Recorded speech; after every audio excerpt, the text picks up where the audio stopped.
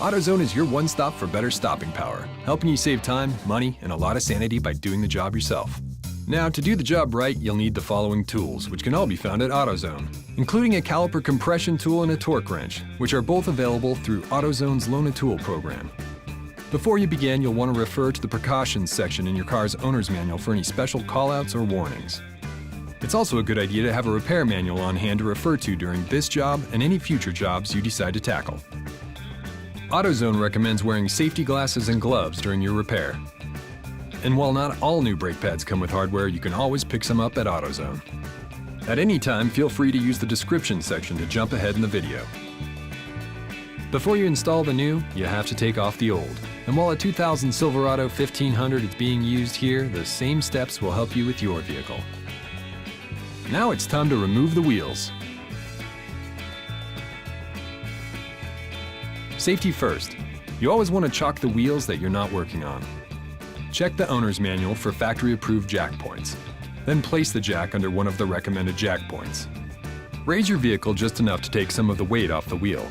The tire should remain touching the ground. Then, use a tire iron to loosen the lug nuts. You can use the tire iron that came with your car, or you can grab a Duralast tire iron from AutoZone as shown here.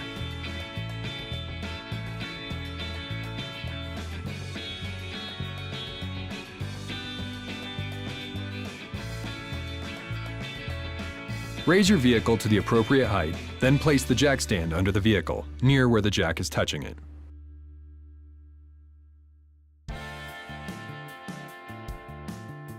Once you have the jack stand in the appropriate place, slowly lower the jack until the vehicle is resting securely on the jack stand. Now, completely remove the lug nuts and take off the wheel.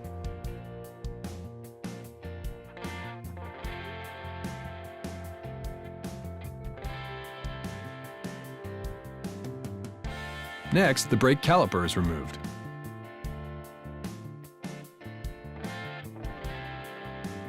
Before the caliper can be removed, the caliper piston might need to be pushed back to clear the rotor, and a flathead screwdriver or an angled pry bar tool is all you need.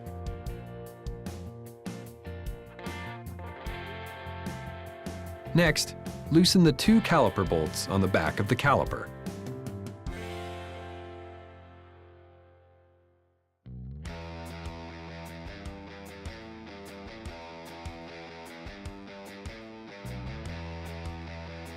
This particular vehicle has a dual piston floating caliper with a rotor hat type parking brake, so you'll need to use pliers while removing the caliper bolts.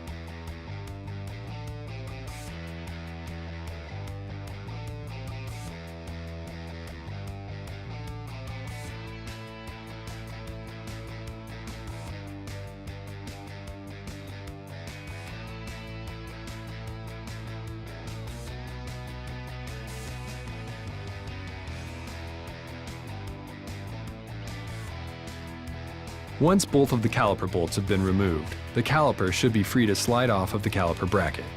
It's a good idea to set the caliper out of the way or use a hanger or bungee cord to keep the brake line safe and free from any stress or tension. Now it's time to remove the caliper bracket. If the caliper bracket bolts are showing wear or rust, spraying on some penetrating oil or some brake cleaner will help with the removal. Start by removing the two caliper bracket bolts.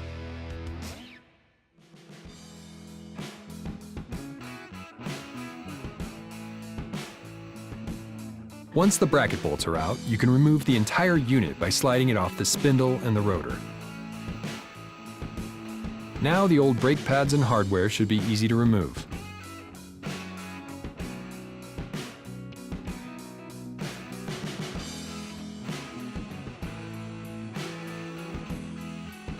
And now, with everything removed, it's a good time to compress the caliper piston.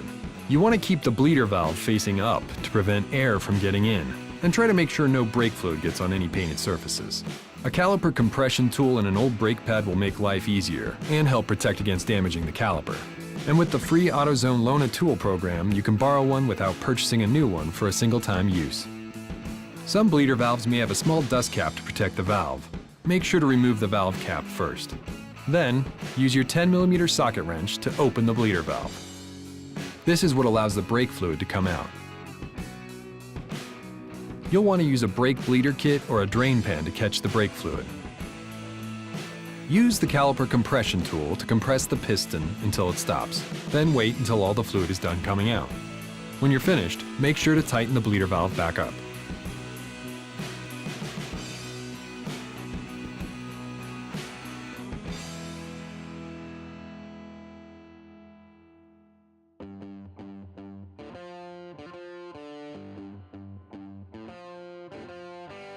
And now the rotor is removed.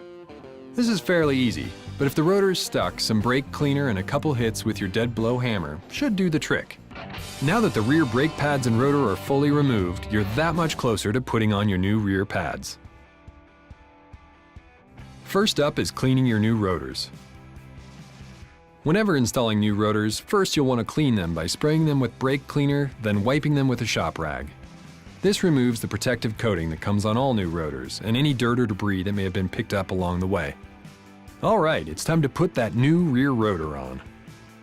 You might also want to use a brake shoe measurement caliper to adjust the parking brake shoes to the proper specifications before you install the rotors.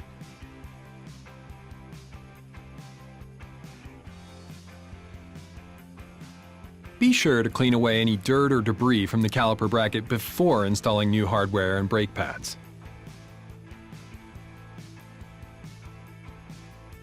Once cleaned, the caliper bracket is ready for action.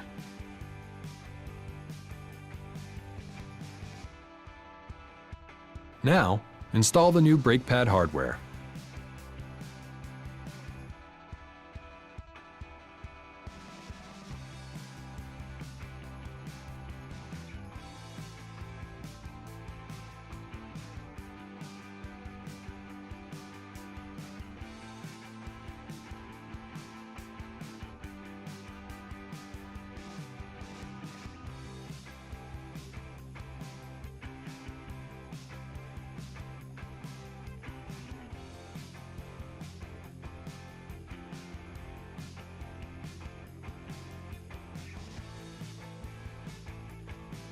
Once the new brake pad hardware has been properly installed, it's time to reinstall the caliper bracket. Slide the caliper bracket back onto the spindle.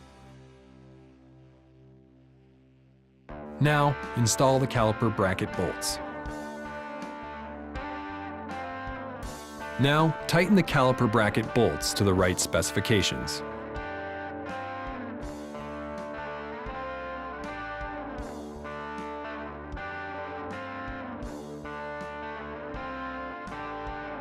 Now you can install the new brake pads.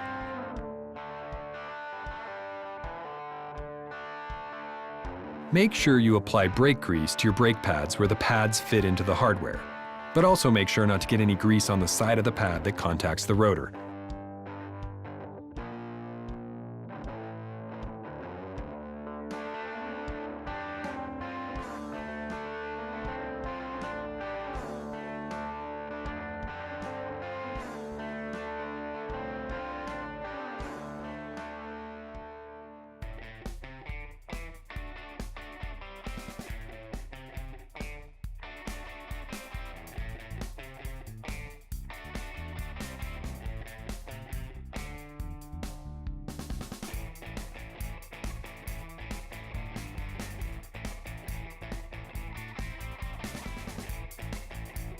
Before you reattach the caliper, it's a good idea to apply some brake caliper grease to the places that contact the back of the brake pads.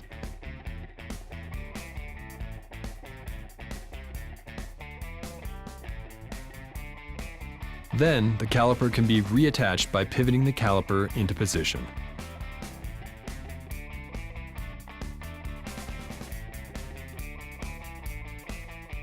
And now you're ready to reattach the caliper bolts. It's also a good idea to grease the caliper bolts if they need it. Now you can tighten the caliper bolts to the right specifications, which can be found in the repair manual.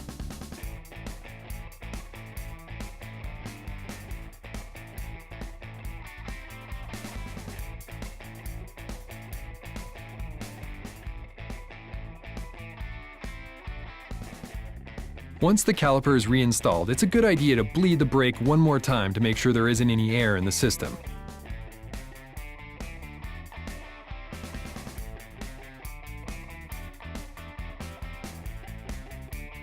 Then, tighten the bleeder valve with your 10mm socket wrench.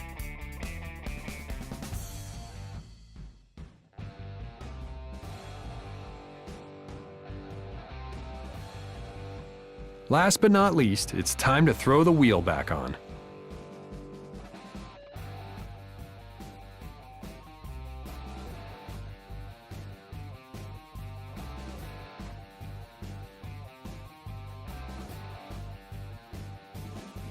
When tightening the lug nuts, do so in a star pattern for easier assembly.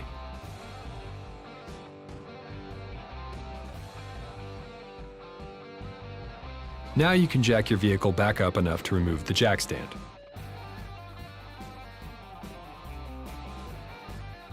Once you've lowered your vehicle all the way so the wheels are securely on the ground, you're ready to tighten the lug nuts. A torque wrench can help and is available with the free AutoZone Loan a Tool program.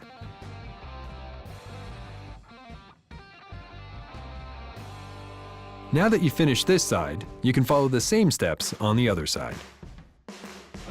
Now it's time to prime it, pop it, and pour it in. To prime your brakes, step on the brake pedal several times. This helps extend the pistons closer to the pads, seating the brakes, shims, and rotor. Then pop the hood. You can check the fluid levels and pour in brake fluid if it needs it. And remember, it's a good idea to follow the 30-30-30 rule to brake in your new brakes.